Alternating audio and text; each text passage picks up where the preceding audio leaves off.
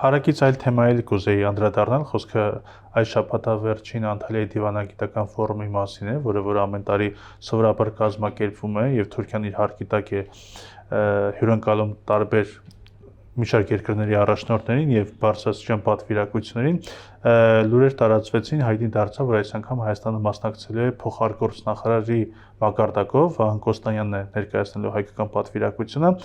Իդեպ շատերը նկատեցին, որ վերջին 2 տարվա ընթացքում Հայաստանը ներկայացրել է արտաքին գործերի նախարար Արադ Միրզոյանը եւ հիմա ստացվում է, որ ներկայացչական շեմը իջեցվել է։ Ինչով է սա պայմանավորված ըստ Ես կարծում եմ պայմանավորված է այն գործընթացով, ինչ որ կա Հայաստանի եւ Թուրքիայի միջեւ։ Այսինքն ձեռք են բերվել պայմանավորվածություններ երկու երկրների միջեւ, որոնք որ թուրքական կողմը ուղղակի չի իրականացրել այդ պայմանավորվածությունները եւ մասնակցության մակարդակը իջեցվել է։ Ես անգամ սա շատ ողջունելի կհամարեի։ Համարում եք։ Հա, այսինքն անիմաստ է այնտեղ գնա նորից մեր արտգործնախարարը։ Ինչ որտեղ բոյկոտի Այո, ինչ որտեղ, որովհետև տեսեք մեր կողմից դժգոհություն արտահայտելու ձև կարելի անգամ դիտարկել, որտեղ մեր կողմից եղան այդպիսի հրապարակային հայտարարություններ, որ